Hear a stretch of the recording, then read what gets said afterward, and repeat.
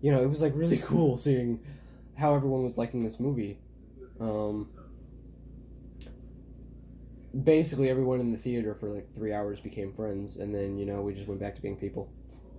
Um, but I need to get friends, dude. My other one left. I mean, we're still friends, but he's gone. Not dead, gone. You know. So my other one is in Tennessee, and I'm not sure I'm supposed to say where my other one is, but or where my Halo Spartan is. I'm not sure I'm supposed to say that, so I'm not going to. But you know. So, anyways, uh, Iron Man says, "And I am Iron Man." I was kind of hoping he said something. I was kind of hoping he said he was the invincible Iron Man, because, well, one, you know what? That probably would have been too ironic since he died. It probably would have been way too ironic since he died. Um,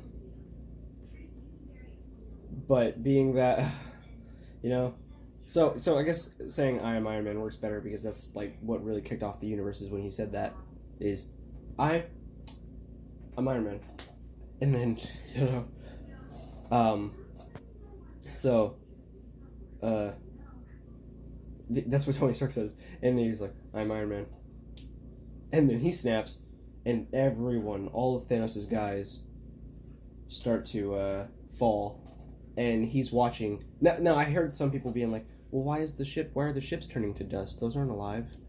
And I'm like, "Well, no, but Iron Man wants them to disappear. He's not going after life. Iron Man wants them to disappear, so they're going to." It's like if I throw a person into the ground and I throw a cup, and I'm like, "Why'd the cup break? It's not a person," you know. It's basically, you know, it's not going after life. It's just going after whatever they want it to go after. This video is about to be an hour, dude. Um, so anyways, Iron Man I am Iron Man. And then he's just kind of sitting there, and he's moving really slowly, and he's not talking. He's pretty much unresponsive until Spider-Man comes over and says, Sir, Mr. Stark, we did it. We did it. It's okay. We can go home now. You'll be fine. Stay with me." And then that was really sad, and everyone in the theater was crying, including myself. But basically, then Spider-Man's like, he just kind of stops for a second. He's like, no, stay with me." And then I think Iron Man said something or looked at him in a certain way. I couldn't quite hear over the weeping, but then Pepper says, "It's fine. We're going to be fine. You did it. You can finally rest." And he does. So then they have a funeral, and there are a bunch of references to what happened earlier in the movie in the funeral. It's almost like foreshadowing, if you will, but not quite. Reverse foreshadowing, kind of, I think. That's a really bad way to explain it, but "I love you 3000" is a phrase that you're going to recognize if you go see the movie. And so, a callback, I guess. Okay, no, I just mixed up something real quick. Okay, but they do the funeral. Everyone's there. There's a mystery character that's standing behind Scarlet Witch. And at first I was like, "Ooh, Quicksilver." And then I'm like, wait, that's not Quicksilver. Because one, there's no silver. And two, it's just, for a second there, he looked like the X-Men version of Quicksilver rather than the MCU version. And I was like, "Ooh," and then no, and I'm like, wait, that's not. And then I was trying to think, who is the mystery character? I went online, and it's Harley Keener from Iron Man 3, the kid that was helping Iron Man out in that movie. So I thought that was kind of touching that he's the kid from Iron Man 3, that's the one that shows up to his funeral. I thought that was, or like, he's the one mystery character that doesn't show up with anyone. It's an old friend coming back to see. And see, I maybe would have recognized him if he was played by the same dude as in Iron Man 3, but that guy was a kid. This one, still a kid, I guess, but this is 5 years later, so they got a different kid. And so I was like, wow. Just everyone showing up there at the funeral, and then a little bit of comic relief when they throw his arc reactor into the water, sort of. It's sitting on a little bouquet of flowers or whatever, but they put it in the water and watch it sail off, which is like a Viking tradition, sort of.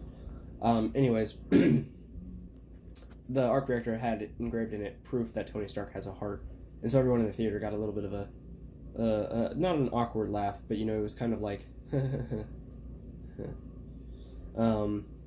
we see Spider-Man and Aunt May there, so. Yeah, the movie was really depressing at the end. And then we see Cap go back, and immediately, when he didn't come back, I was like, oh. Because he's going to he's time traveling to put all the stones back, and when Hulk is like, or someone says, so how long is this going to take? And then Hulk said, for us, 5 seconds. For him, as long as he needs it to. And then when Hulk's trying to get him back, Sam Wilson, the Falcon, says, get him back already. And he's like, I'm trying. And then Winter Soldier, I think it is, looks at a bench and he's like, Sam, look at that. And then they go over and Sam makes sure that that's Cap, and he's old now, so he went and spent his life in the 40s and 50s with Peggy Carter, which I thought was a nice touch. That happened in the comics too, but I didn't really expect that to happen. I'd been saying that just because these actors' contracts are running out and they don't want to renew them, doesn't mean they have to die. They can just go do something else. Something else can happen, like Cap can go see Peggy Carter. I'd said that a few times. I know for a fact once in video, I think. But I'd said that a few times, and I didn't believe that was what was gonna happen. That's just the thing I said. But yeah. So yeah, just the whole movie was really emotional. It was a good ride. There was a lot of stuff that was shocking, sad, happy, funny, action-packed. It was just everything good rolled up into one, and I didn't know how they would be able to pull that off. When I heard about all that stuff, I was a bit worried that I wasn't going to live up to the hype. I'm like, oh, they're going to try to sadden me with stuff that I can't be sad about. And then I was like, oh no. This is the best movie I've ever seen, honestly. There's no competition here. And then when we see Rocket's about to get eaten by a Shatari thingy, a Shatari space worm, and Rocket's like, no. Rocket's about to get eaten by a space worm, and just like, no. But then it turns into dust, and he's like, what? Okay. And then when Groot's about to get attacked, Rocket jumps on Groot. I don't know what he was planning to do, because they would have just both died in that instance. Rather than just Groot or just Rocket. Because if it were Baby Groot, then maybe he'd been small enough to be covered by Rocket, but that was Teen Groot, and Teen Groot's just like, bruh, you gay. But anyways, I guess that, I give it a 10 out of 10. Best movie I've ever seen, not a competition. This video is so long, I hope I don't have to split it up into a bunch of parts, but yeah. Let me know what you guys thought about the movie, if I missed anything, which I probably did. It's a 3-hour movie, and there was a lot to unpack. And I think I did my best while giving a recap and also saying what I think about the movie. Typically, or kind of somewhat in chronological order of the movie, kind of somewhat, a little bit, maybe. But yeah, this movie was amazing. So, I really want to go watch it again, but gotta wait till it comes out on DVD. Or to save up enough money from a job to go see it in theaters again. Because that movie was awesome. I really want to support the creators a lot more. I thought there was going to be a post-credit scene. There wasn't. Instead, there was the Marvel logo had the hammer sound, like a wielder, kind of. And apparently that was audio taken from the first Iron Man movie. Done as a callback. I thought the credits would have said, if anything, I am Iron Man, but maybe they wanted you to kind of work for the reference. Like, oh yeah, that's probably that, rather than like, oh hey, it's Iron Man. But, why is my Xbox not turning on? Okay, so, yeah, I guess that's that. Let me know what you guys thought down in the comments. I could be wrong about the Harley Keener thing, but I'm pretty sure that's who it is. Pretty sure they confirmed it. So yeah, I'm super excited for what the future of the MCU has to hold. The 22nd movie in the universe is pretty good. Oh, except at the beginning, with the space thing where he's stuck in space, that was a really minor part of the movie that I completely forgot about, actually. There were some funny moments in there, there were some depressing ones, but one thing I noticed was in the infected, when he's talking about some infection, he's like, or like when he's opening up the data log, he says day 22, and I was like, oh, because the 22nd movie in the MCU, that's cool. So yeah, this movie was really good. Let me know what you guys thought down in the comments down below. So, yeah. And there are no references to other Fox properties. Let me just give you that real quick. People said, oh no, but Doctor Doom and Wolverine are going to be in the movie. No. I'm sorry. That's not even really a disappointment to me, but probably just because I didn't believe it in the first place. But they're not in the movie. Don't. Gabriel Luna is not Ghost Rider in the movie. He's not even in the movie. So don't. Ghost Rider isn't in the movie. Gabriel Luna isn't in the movie. Whatever. So just go in expecting things. I guess it's too late to say what to expect because this is the end of my review, which spoiled the whole movie. So, yeah. Anyways, the beginning is really slow. Is all I got. What I want to add here is the beginning is really slow, like really slow, and it has a few pacing issues. But you have to get over pacing issues if you want to tell a great story. Focusing on the pacing, is probably gonna ruin what you can do here. Because the pacing thing, I don't even know how you work around that. The movie definitely has some pacing issues at the beginning, and it's really, really slow with occasional moments of speed. But it's really, really slow, and then the ending is like super good. It's like the fastest thing ever. But even with the parts that are really, really slow, I enjoyed every second of it. I want to watch it again. Maybe even just the intro, or just the beginning. Oh, and there's one scene, right? Like the very first thing you see, before the Marvel intro even. The very first thing you see is Hawkeye training his kids, or training one of his kids, and he's like, nice going, Hawkeye. Is a little joke, and then once he says that, he turns around for a second, he's like, we'll have mustard on our hot dogs. And then someone said, well, how about ketchup? And for some reason they were putting mayo on their hot dogs. That's nasty. But he's like, yeah, we'll take mustard. And then he goes to get, he goes to talk to his Dada, which I believe is Laura or Lila or something. And he's like, hey, kid. And he sees dust flying around, but he doesn't really know what to make of that. And when I saw that, I was like, oh, that's messed up. And then someone else was like, no.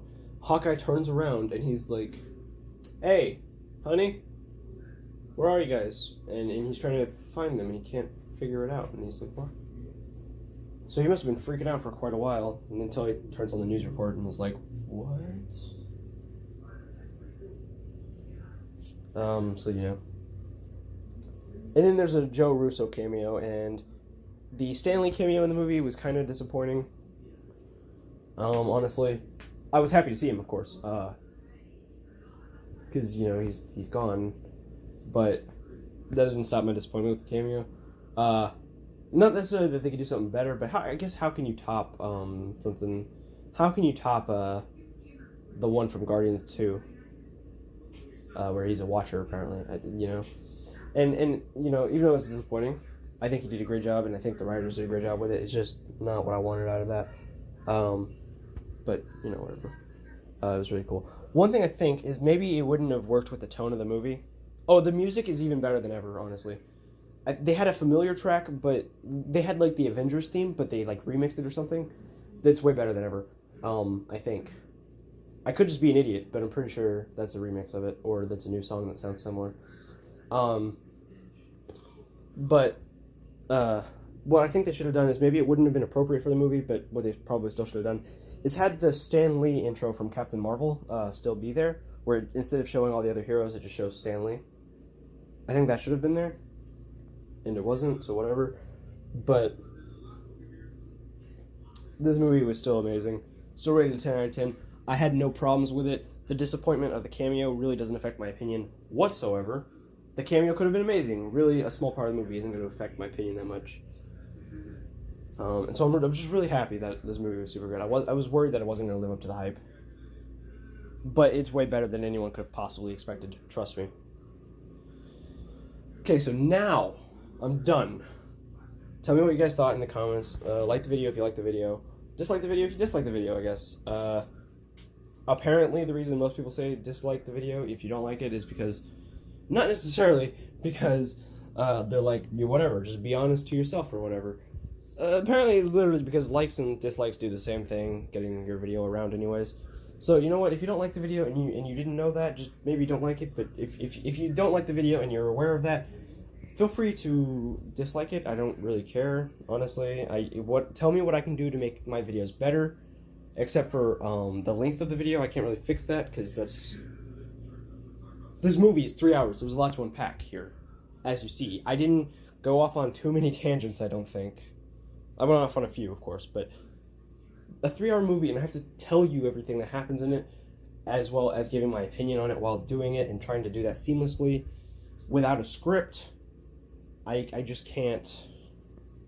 I can't cut the length down. If you don't like that, I'm sorry.